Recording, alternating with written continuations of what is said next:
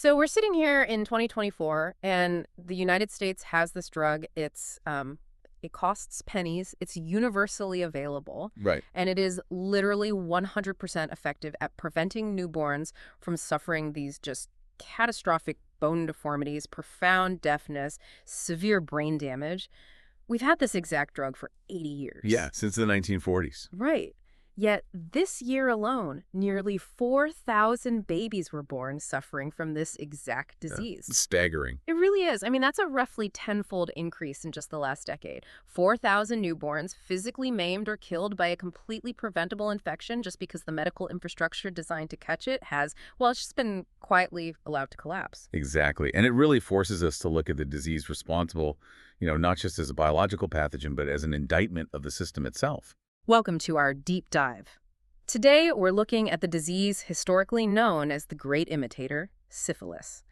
And if you are, say, a medical trainee, a public health student, or really just anyone trying to understand the paradox of modern medicine, you need to hear this. Yeah, this is essential listening. Because we're going on a journey that serves as both a historical masterclass and a really grave warning. We're dealing with state-sponsored atrocities, the cynical manipulation of human bodies, and the entirely preventable deaths of newborns. It's heavy, but it's necessary. It is. Usually I love finding those fun, quirky historical facts, but today we have to take a much more measured, documentary-style approach. We're going to look at these facts coldly and clearly because they represent the blueprint of how public health operates when the lights are turned off. Syphilis is really the definitive mirror for the U.S. public health system. To understand American public health, its highest peaks of, logistical brilliance and its absolute darkest valleys of ethical collapse, you only need to track this one disease. It's a cycle, right? Exactly. A cycle moving from imported medical breakthroughs to unprecedented coercive state power into these horrifying clinical failures and finally, tragically, arriving at modern systemic neglect. But before we get to the system, we really have to understand the biological machinery of the enemy here. Syphilis is caused by this highly unusual bacterium. It's a spiriaceae called Treponema pallidum. Right. And if you look at it under a dark field microscope, it looks like a microscopic, tightly coiled corkscrew. And that shape isn't just some, aesthetic quirk, is it? No, not at all. That shape is the fundamental mechanism of its terror. See, most bacteria in the bloodstream are somewhat passive floaters. They just rely on the circulatory system to move them around. But the spirochete is different. Completely different. That corkscrew morphology allows it to literally drill its way through dense human tissue. It acts like a microscopic auger, just boring through endothelial cells, crossing the blood-brain barrier, and, most devastatingly, breaching the placental barrier in pregnant women. Which brings us right back to those thousands of newborns we mentioned. When a pregnant mother is infected, that corkscrew drills through the placenta and infects the fetus in utero. Yes, congenital syphilis. It frequently results in stillbirth, or, if the baby survives, they're born with those massive deformities. The toll on these newborns is the tragic thread connecting the historical timeline directly to our modern reality. And the progression of the disease in adults is uniquely cruel, too, because it's an exercise in extreme patience. I mean, it operates in stages that can span decades. It's kind of like the biological equivalent of a deep cover espionage operation. It starts with a primary stage, usually just a single painless sore at the site of infection. Right, so painless and often hidden that a patient might just entirely miss it. Yeah. Then, weeks later, the secondary stage hits. You get a rash, maybe on your palms or the soles of your feet, accompanied by swollen lymph nodes, maybe a mild fever. And you think, oh, I just caught a generic flu. Exactly. And Right. then all the symptoms completely vanish, just disappear. This is the silent latency period. And this is really where it earns the moniker the great imitator, because to the patient and to a physician just observing symptoms, the disease appears to be gone. But it's not gone at all. No. Yeah. Beneath the surface, the spirochete had embedded itself in the tissues, completely evading the immune system and quietly degrading the body's cardiovascular and neurological infrastructure. It's basically encrypting its presence. It stops sending loud signals like sores or rashes and instead just quietly compromises the mainframe. And then, years or even decades later, it reemerges as tertiary syphilis. And by then, the damage is catastrophic, irreversible. It causes massive aneurysms in the aorta. It degrades the spinal cord, causing a specific type of staggering walk called tabes dorsalis. Wow. Yeah, and it destroys the brain, leading to profound dementia and paralysis. For centuries, physicians would misdiagnose these late-stage symptoms as generic heart disease or just, natural insanity. They simply couldn't connect a quiet sore from 20 years prior to the fatal neurological collapse sitting right in front of them. So, how do you even fight a pathogen that spends decades hiding in the dark? You need a way to illuminate the bloodstream. But the tools to do that, they didn't come from American labs. No, we had to borrow the science so we could eventually build the system. The foundational weapons in this war were entirely imported. Right, starting in Germany. Exactly. The first massive breakthrough happens in Germany in 1906, thanks to a bacteriologist named August von Wassermann. He develops the Wassermann test, which is the very first blood test for syphilis. The sources go into some serious detail on this, and the chemical mechanism is fascinating. Because Wassermann wasn't actually looking for the Treponema pallidum bacterium itself, right? Right. Finding that microscopic corkscrew in a vast ocean of blood was practically impossible back then. Instead, he developed a test based on complement fixation. Which means he was looking for the body's specific immune response to the invader. Exactly. He was looking for the antibodies. That's a crucial distinction. The Wassermann test detects the footprint, not the foot. So even during that silent latency period, when the patient has zero physical symptoms, their body is still reacting. Yes. When the spirochete attacks, the human immune system produces specific antibodies. Wassermann figured out this really complex method, using sheep red blood cells and guinea pig serum, to create a visible reaction in a test tube if those specific syphilis antibodies were present in a patient's blood sample. I kept thinking of it like, it's like suddenly turning on a UV blacklight in a seemingly clean hotel room. That's a perfect analogy. Because before 1906, if a patient was in that latent phase, the disease was functionally invisible. The doctor was completely blind. But the test allowed the medical establishment to finally see the hidden infection. You run the blood, and boom, the invisible becomes glaringly visible. The clinical significance of this just cannot be overstated. It is the absolute bedrock of modern epidemiology. Yeah. I mean, you cannot track a pathogen through a population, and you certainly cannot treat it if you cannot diagnose it. The Wassermann test moved syphilis from the realm of guesswork into the realm of quantifiable data. Mass screening was now scientifically possible. But seeing the enemy is only half the equation, right? You still have to neutralize it. And just 4 years later, in 1910, another monumental breakthrough arrives, again from overseas. Yes, Paul Ehrlich and his colleague, Sahiro Hata, they develop a compound called Salvarsan. This goes down in medical history as the first true magic bullet. Ehrlich's work here is basically the literal birth of modern targeted chemotherapy. It really is. Before Ehrlich, the prevailing medical thought was mostly about supporting the body's natural humors or using broad, nonspecific remedies. But Ehrlich had this radical concept he called receptor theory. Right. He hypothesized that different cells have different chemical receptors on their surfaces. Exactly. So if you could find a chemical compound that perfectly fit the unique receptor of a specific bacterium, like a key fitting perfectly into a lock, you could deliver a lethal payload directly to the pathogen without destroying the surrounding human cells. The magic bullet. Yes. Ehrlich and Hata systematically synthesized and tested hundreds of arsenic compounds. Salvarsan was compound number 606. Okay, wait. I really need to pause here. Because the reality of this treatment is jarring. Salvarsan is an arsenic-based compound. Yes, it is. Arsenic is literal poison. To anyone listening today, the idea of a doctor deliberately injecting a patient with arsenic sounds like, I don't know, a Victorian murder plot. How exactly does a lethal poison selectively target a bacterium without just killing the human? It is a brutal calculation. Yeah. I mean, Ehrlich managed to synthesize an organoarsenic compound where the arsenic atoms are bound in a way that makes them highly reactive to the specific biology of the spirochete, but slightly less reactive to human cellular biology. Slightly less. Yeah, it wasn't a perfect system by any means. The margin of error was incredibly narrow. You're walking a razor's edge. You are introducing a highly toxic poison into the bloodstream, basically banking on the fact that it will kill the corkscrew just before the toxicity overwhelms the host's own organs. Exactly. And the physical administration of Salvarsan was agonizing. It wasn't just, a simple pill you swallow. Yeah. It was a highly unstable yellow powder. It had to be meticulously mixed with sterile water and neutralized with sodium hydroxide right there at the bedside. Yeah. If it was exposed to air, it became even more toxic. Oh, wow. Yeah, it required a massive volume of fluid to be slowly infused into a vein, and the treatment regimens were grueling. We're talking about injections over months or even years. Patients suffered terrible side effects, nausea, severe organ damage, sometimes fatal reactions to the drug itself. It was essentially choosing a slow, painful poisoning to avoid a horrific neurological death decades later. But despite the agony, it worked. Compound 606 was the first drug that actually killed the spirochete in a living human. It was revolutionary. So we have the German blood test to illuminate the pathogen and the German magic bullet to kill it. And this is exactly where the narrative crosses the Atlantic.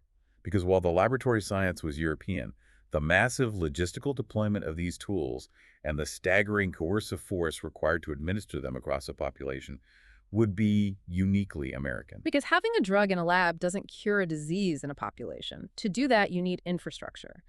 And the U.S. government's initial strategy for building that infrastructure wasn't driven by, compassionate public health. It was driven by sheer police power. The catalyst here is World War I. It's 1918, and the United States is mobilizing a massive fighting force. The military command is staring at a terrifying historical reality. Right. Throughout human history, armies routinely lost far more soldiers to venereal disease than to enemy artillery. Exactly. In previous conflicts, entire divisions were rendered combat ineffective because of syphilis and gonorrhea. They weren't worried about the long-term health of the soldiers. They were worried about immediate combat readiness. Because a soldier in the tertiary stage of syphilis can't hold a rifle or follow orders. Right. So in 1918, the government passes the Chamberlain-Conn Act. This legislation created the Venereal Disease Division within the Public Health Service. But it didn't just fund laboratories. No, it funded a sweeping system of domestic surveillance and incarceration known as the American Plan. This is a deeply unsettling era of public health.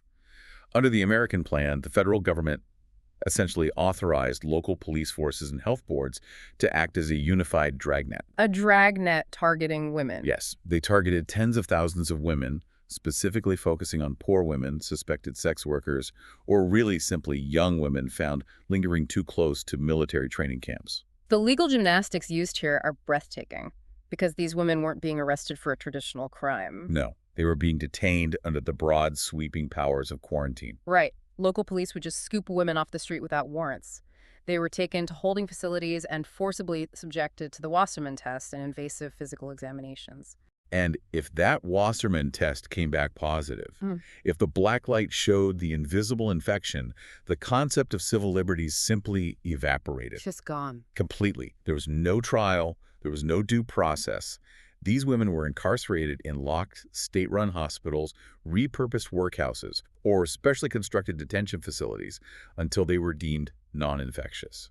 So you're saying the state fundamentally stripped these women of their humanity? They weren't viewed as patients suffering from a complex, destructive disease who needed medical care. They were viewed as biological hazards. That's exactly it. Public health essentially became an arm of the police force, locking up poor women to protect the bodies of male soldiers. That is the exact mechanism of the Chamberlain-Conn Act.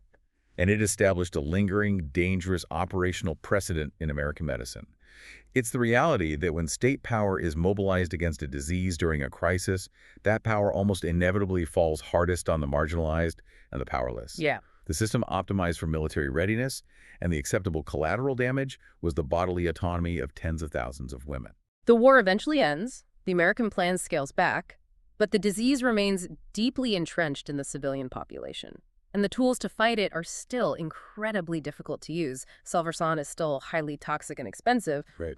But reading the sources, it seems like perhaps the biggest hurdle wasn't chemical at all, it was cultural. Oh, absolutely.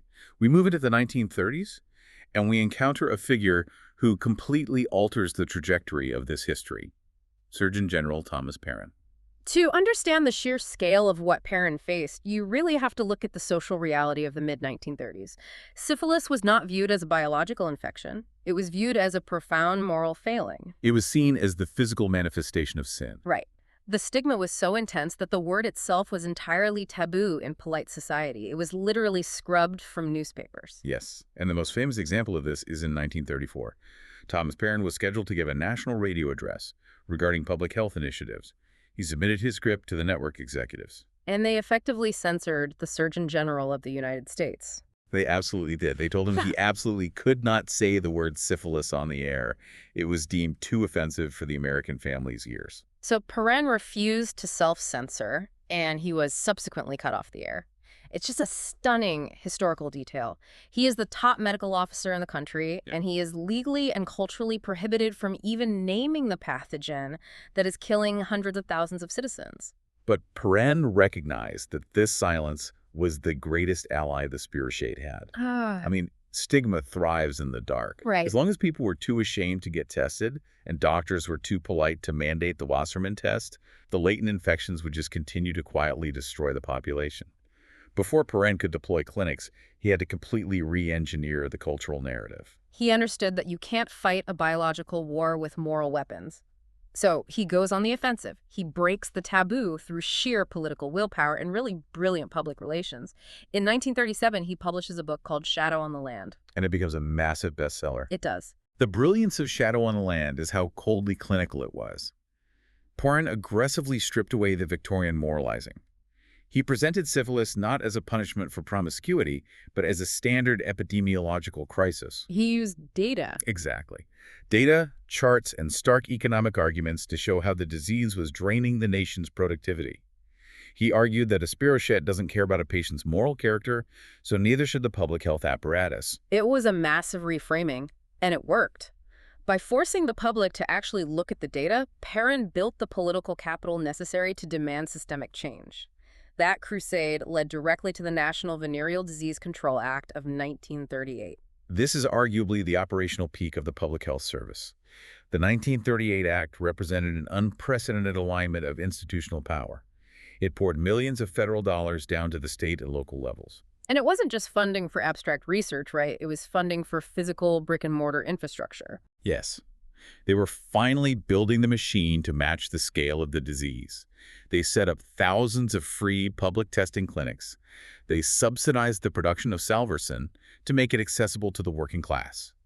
They even mandated premarital blood testing in dozens of states. For the first time in its history, the Federal Health Service held both the pulpit and the purse. Exactly.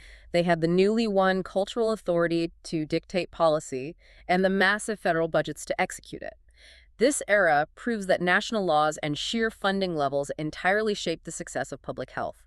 Without the 1938 Act, those German breakthroughs would have remained largely inaccessible. So the infrastructure is finally in place, the clinics are open, the Wassermann tests are running at scale, but the treatment is still that brutal, toxic arsenic compound. Right, the system is humming, just waiting for a better bullet. And then, history delivers a true medical miracle right into the hands of this massive public health machinery.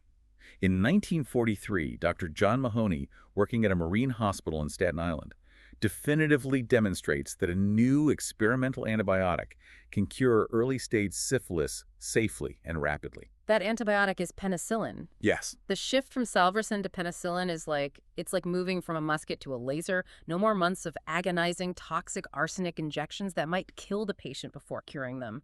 Penicillin was safe. It was vastly more effective. A short, simple course of intramuscular injections could completely eradicate the spearhead. And once again, the core science was imported. Because the discovery of penicillin's antibacterial properties was famously British Alexander Fleming's accidental mold in 1928, followed by the rigorous isolation work by Howard Florey and Ernst Chain at Oxford in the late 30s. But the British lacked the industrial capacity during the Blitz to produce it at scale. Right, that's where the American industrial engine took over. The U.S. government partnered with massive pharmaceutical companies to pioneer deep tank fermentation, churning out millions of units of penicillin. And the Public Health Service, armed with the infrastructure from the 1938 Act, deployed it brilliantly. They created rapid treatment centers across the country. Patients could check in, receive a concentrated course of penicillin over a week or two, and walk out completely cured. The disease that had plagued humanity for centuries was suddenly cleanly solvable. It was a logistical and medical triumph. It was. But this is exactly where the narrative requires us to confront the darkest paradox of modern medicine. Yeah.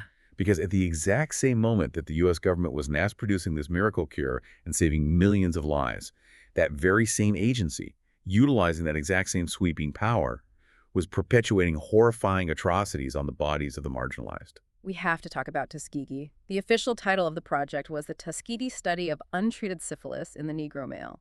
It began in 1932, and it did not end until 1972. 40 years. 40 years. But before we delve into the mechanics of the study, I really want to correct a deeply entrenched historical myth. Yes, that is vital for anyone studying clinical ethics.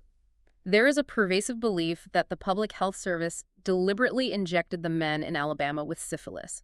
That is a myth. The government did not infect the men in Macon County.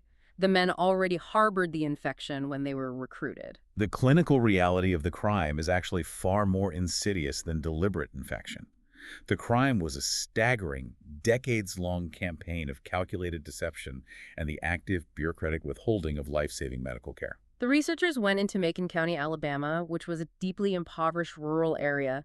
They recruited roughly 399 black men who tested positive for syphilis, along with about 201 uninfected men to serve as a control group. And they told these men they were being treated for bad blood. Right, which was a localized, colloquial term that covered a variety of vague ailments, from anemia to chronic fatigue. The men genuinely believed they were receiving cutting-edge medical care from distinguished government doctors. In reality, they were receiving placebos, aspirin, iron tonics, vitamins. Because the Public Health Service researchers had absolutely no intention of curing them. None. Their sole objective was to observe the natural, unimpeded progression of the disease to its fatal conclusion. They just wanted to eventually perform autopsies and chart the neurological and cardiovascular damage. It's treating human beings as raw data points. And the lengths the bureaucracy went to in order to maintain this deception are chilling. It wasn't just a matter of passively failing to offer treatment. No, they actively built an embargo around these men.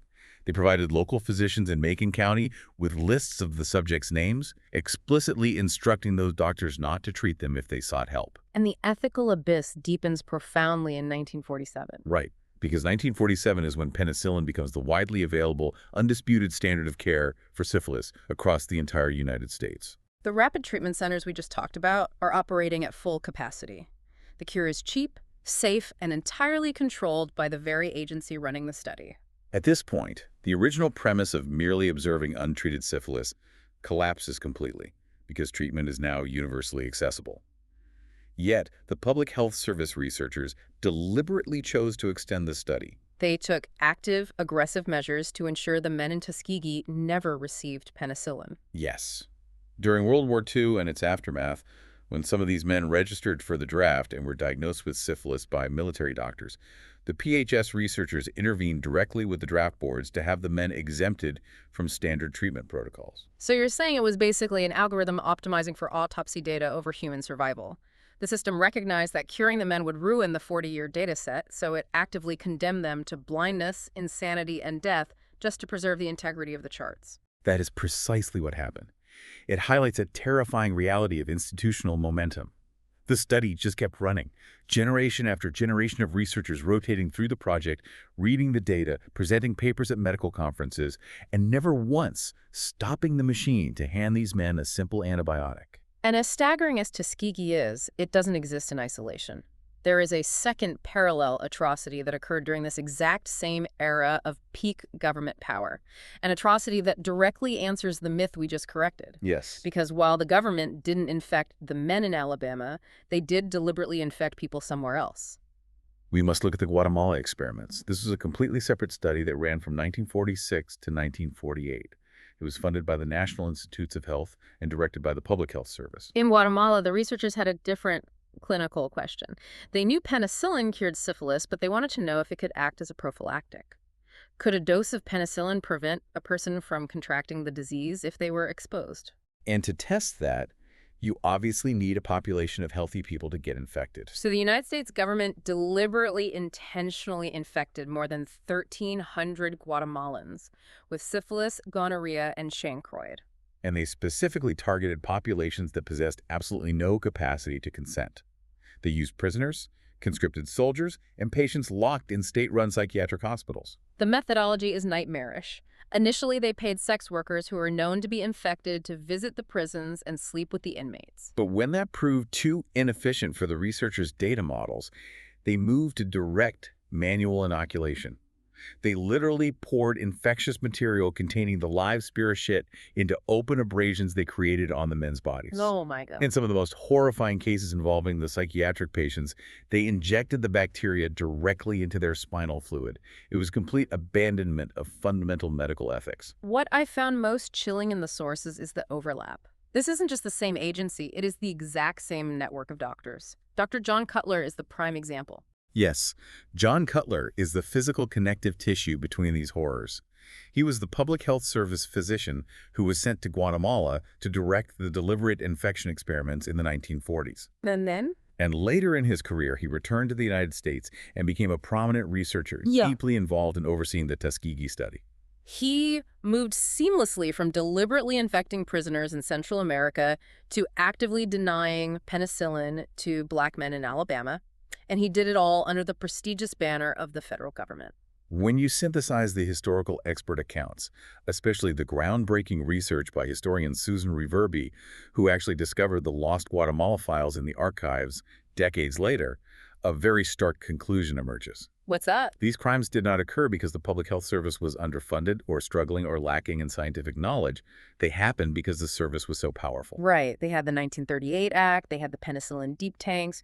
Exactly. Yeah. They were operating at the absolute peak of their systemic power and institutional arrogance. The state viewed these vulnerable, marginalized bodies, whether poor black farmers in the American South or captive psychiatric patients in Guatemala, not as citizens owed a duty of clinical care, but as disposable biological material, raw input for the machinery of scientific advancement. This brings us to a historical paradox that is incredibly difficult to parse. It's the paradox of Thomas Parran. I struggled with this deeply while preparing for this deep dive. It is the ultimate case study in the tension between public health and clinical ethics. Right, because on one side of the ledger, Parran is a visionary hero. He dragged a puritanical nation out of the Dark Ages. He forced the country to look at the Wassermann data. He secured the 1938 funding that built the entire clinic infrastructure. Yeah, his policies undeniably facilitated the mass deployment of penicillin. He saved millions of lives. And on the other side of the ledger, Thomas Parran was the Surgeon General of the United States when the Tuskegee study was launched, and he was still the Surgeon General when the Guatemala experiments were initiated. He sat at the very top of the org chart. He oversaw the entire apparatus. How does the modern medical community reconcile the hero who cured millions with the administrator who presided over these atrocities? The answer really lies in understanding a profound schism in his medical philosophy. Parran represents an extreme, ultimately fatal version of macro-empathy. Macro-empathy. So you're saying he was so focused on the survival of the population as a statistical concept that he became entirely blind to the suffering of the actual human beings in front of him. Precisely. Epidemiology requires looking at the herd, the grand curves of disease transmission, the societal economic impacts. In that macro arena, Parran was a genius. But he allowed that macro perspective to completely cannibalize his clinical ethical duty to individual patients. He could conceptualize saving 10 million citizens on a chart. Right. But he deemed the agonizing deaths of 399 specific men in Alabama, or 1,300 people in Guatemala, as an acceptable administrative cost to acquire cleaner data. He essentially optimized for the system and sacrificed the individuals, and for a very long time, the American medical establishment was perfectly happy to ignore the sacrifice. They named awards after him, they built statues. But history always eventually demands an accounting, and that accounting has finally arrived in the modern era. How so? In 2018, the American Sexually Transmitted Diseases Association made a monumental decision. They officially stripped Thomas Parran's name from their most prestigious, long-standing public health award.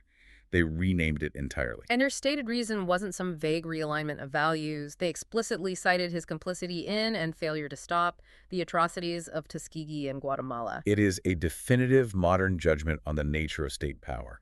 It serves as a stark reminder to every medical trainee that government authority is a dangerously blunt instrument. Right. In the mid-20th century, that authority was wielded to achieve unparalleled epidemiological victories, but it was simultaneously used to inflict systemic, racist, and devastating harm on the powerless. You cannot surgically separate the power that built the clinics from the power that withheld the cure. They are intrinsically linked. So how did the machine finally stop? How were the lights finally turned on in Macon County? Because as we said, Tuskegee ran until 1972. We had men walking on the moon. We had satellites in orbit.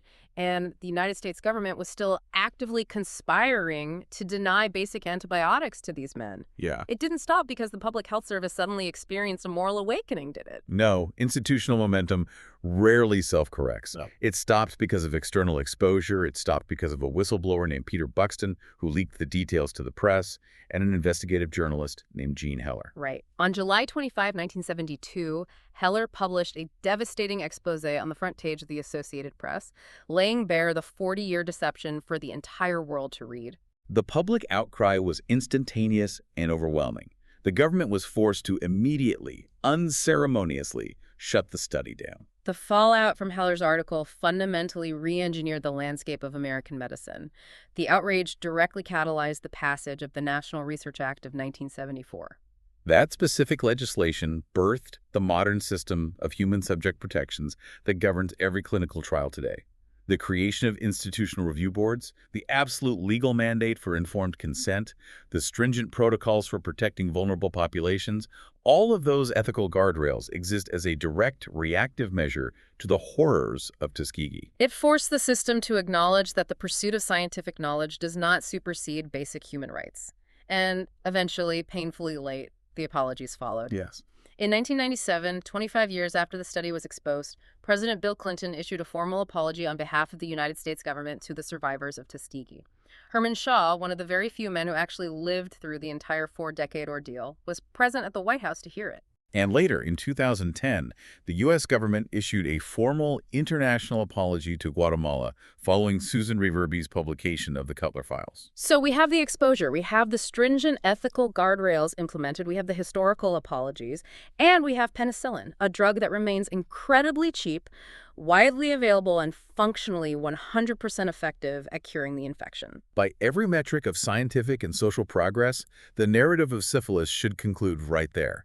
It should be a conquered historical relic, filed away next to polio or smallpox. But it isn't. And this is where our deep dive crashes violently into the present day, because we are not at the end of the timeline, we are right back in the dark. The current epidemiological data is alarming. As of 2024, the incidence rate of syphilis in the United States has surged to its highest level since the 1950s. The statistical curves are just climbing vertically. And the most devastating metric within that surge is the one we open the show with: congenital syphilis.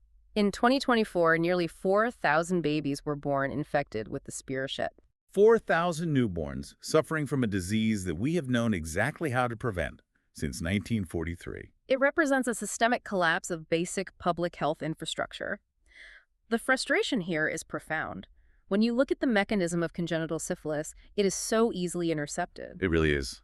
A pregnant woman receives a standard prenatal blood test, essentially the modern evolution of the Wassermann test. If she tests positive, she is administered a single standard dose of penicillin. And that one shot cures the mother and completely halts the transmission of the corkscrew bacteria across the placenta to the fetus. The baby is born perfectly healthy. The biology hasn't changed. The Treponema pallidum bacterium has not miraculously mutated to become resistant to penicillin.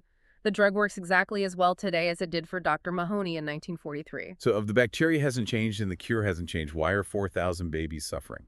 I keep coming back to this analogy. It's as if every single house in the country is legally required to have a perfectly functioning fire extinguisher sitting right in the kitchen.